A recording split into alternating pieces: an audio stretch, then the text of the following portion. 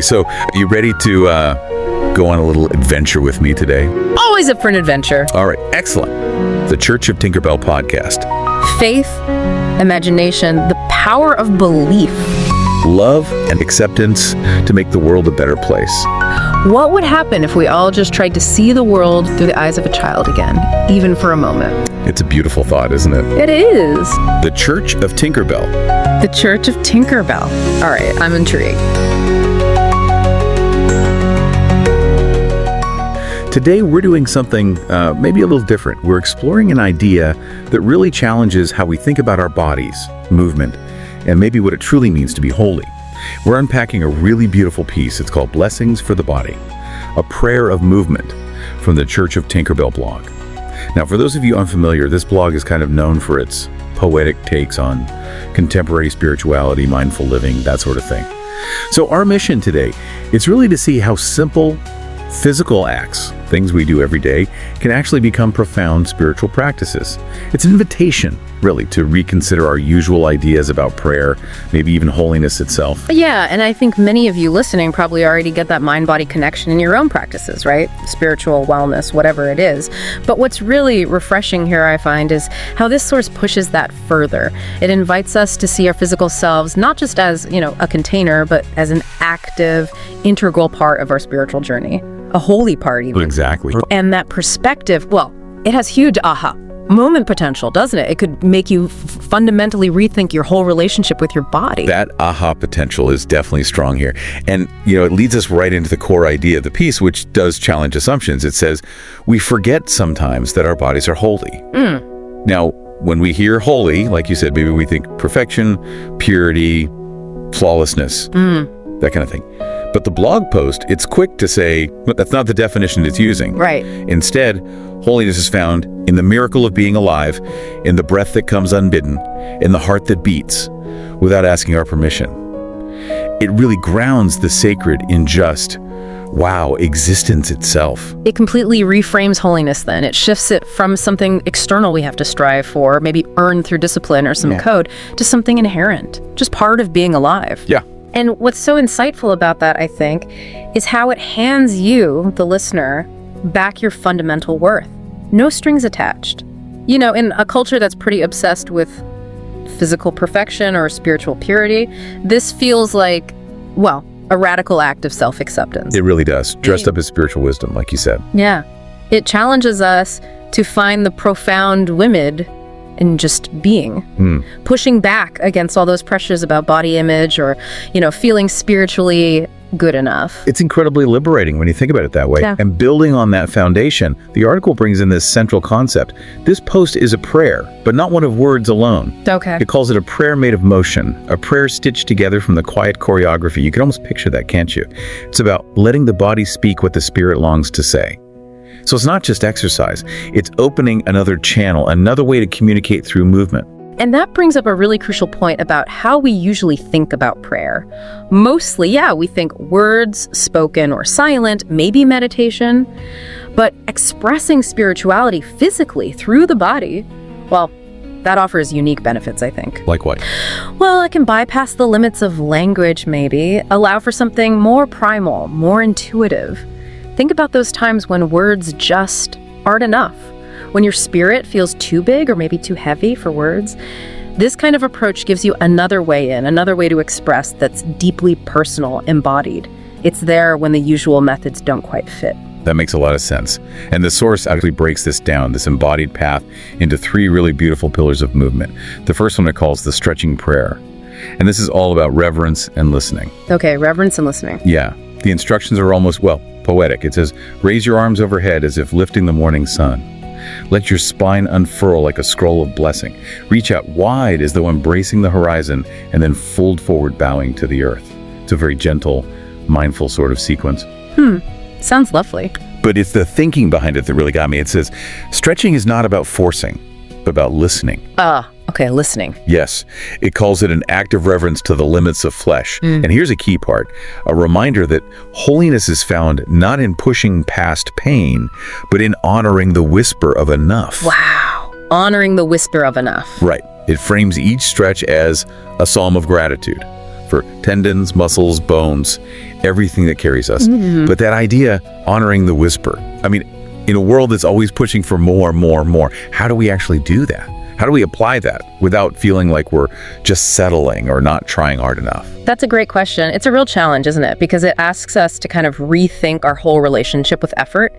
But the insight there is pretty profound, I think. True strength isn't just about how much you can do, but about awareness, knowing when enough is enough. And this gentle approach, well, it fits perfectly with a lot of modern wellness thinking mindfulness practices, where respecting your body's limits, listening to those whispers instead of shouting over them, is seen as a really deep form of self-care. So it's not about not growing, but about growing sustainably. Exactly. Sustainably and compassionately. It encourages you, the listener, to accept your body as it is, strengths and limitations included. Instead of always chasing some ideal that might not even be reachable, it's about being present and grateful for this vehicle you have for life. Finding holiness right here, right now. Finding holiness right here. Like that. Okay, so from that gentle listening, we move into something, well, bigger, more expansive, the dancing prayer. Okay. And this pillar is all about the wild gospel of joy and freedom. That's the phrase it uses. The source says, let your feet find rhythm, any rhythm. And here's the key bit. It does not need to match the music. It does not need to be pretty. It only needs to be true. I love that. Yeah. True, not pretty. Exactly. It's about totally uninhibited, unjudged movement. Picture it. When your hips roll, when your shoulders shake, when your arms carve invisible circles through the air, you are writing your own scripture of joy. It's such a radical invitation to just let go of self-consciousness. That's beautiful. And the language is just so potent. It declares, dance is the body's wild gospel, a sermon of delight, a testimony of freedom. And then this invitation. And if you laugh while you dance, if you stumble and spin and fling yourself into the reckless abandon of movement, then you have prayed with your whole heart. It's like giving yourself permission to just be joyful, be expressive, no perfection needed. It reminds me of, how little kids dance, just pure, unbridled them. Yeah, absolutely. And zooming out a bit, this whole liberating side of dance is a spiritual thing. It goes way beyond just physical exercise, doesn't it? Okay. It's really encouraging authentic self-expression, letting go of all those inhibitions we pick up as adults. The blog actually categorizes this piece under sacred play, which I think is significant. It highlights this idea that joy, freedom, playfulness, they aren't just okay, they're sacred. Sacred play. I like that category. Yeah. It challenges that idea that spiritual stuff always has to be solemn or super controlled. It suggests that maybe that childlike wonder in movement, that spontaneous urge to just spin around, that can be a direct line to your deepest self. And maybe to a sense of divine playfulness, too. It frees you from always needing to be perfect and lets you embrace a more, vibrant, messy truth. Joy itself as a spiritual act. A vibrant, messy truth. Love it. Okay, which brings us to the third pillar, and maybe the most fundamental one. The breathing prayer. It's called the simplest liturgy. Breathing, right, foundational. Totally. This is about the act of breathing itself. Inhale and let the world enter you. Exhale and let your soul pour back into the world. The source calls it the simplest liturgy, the most constant ritual. And it assigns meaning. Each inhale says yes. Each exhale says thank you. Yes, and thank you. Simple, profound. It really underscores how basic, how essential this is. When we breathe deeply, we return to the sacred rhythm that undergirds every song, every heartbeat, every prayer whispered or shouted. And it points out the timelessness of it too. Breathing is the first prayer we were given, the prayer we carried before we had words, and it will be the last prayer we offer when the time comes to lay the body down. Wow, it just frames this automatic thing we do as inherently sacred, always there. It's truly remarkable how that resonates across so many traditions, isn't it? I mean, you look at ancient yoga, Buddhist meditation, like Anapanasati, even the Stoics saw breath as the pneuma, the spirit. Breath is consistently seen as the essence of life, a direct link to the divine or your inner self, however you frame it. It's universal. It really is. It's not just about oxygen. It's this profound universal metaphor. And even modern science, links focused breathing to regulating emotions, finding mental clarity. So this pillar is inviting you to tap into that deep, universal current, reminding you that this basic act is a constant link to something bigger, the cycle of receiving and giving. It's like the silent mantra of just being here. The silent mantra of existence. Wow, okay. So After exploring these three aspects, the stretching, the dancing, the breathing, the source wraps up with this lovely closing benediction. It sort of ties it all together. It summarizes the core blessings. May you stretch and find blessing in the reach. May you dance and know your joy is holy. May you breathe and remember the gift of being alive. It feels like such a gentle, empowering permission slip. It really does. And the bigger implication, the takeaway, is this really profound shift in perspective. The source says it straight out. Your body is not a burden to transcend, get that? Not something to get over. It is a sanctuary to inhabit, a temple of motion and rest, a vessel of prayer. A sanctuary to inhabit. Exactly. That's not just poetry. It's a fundamental rethink of our physical lives. And it's a powerful call to action, really, encouraging you to weave these practices into your life, not like chores, but as acts of devotion almost. That final line, go in peace and let your body pray. It's this potent invitation to see your everyday physical self as this direct channel for spiritual expression, always available. Finding the sacred right here in the skin you're in. Precisely. It's truly amazing, isn't it?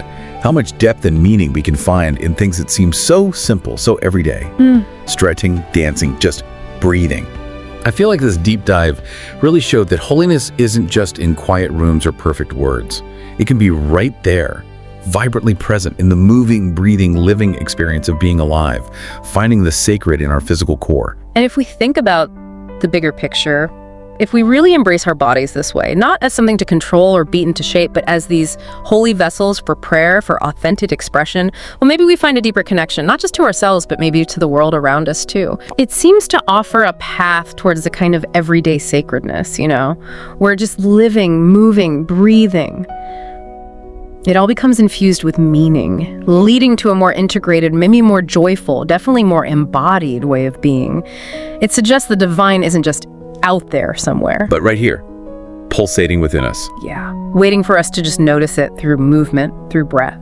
And that really is the invitation for all of you listening, isn't it? What stood out to you from this deep dive?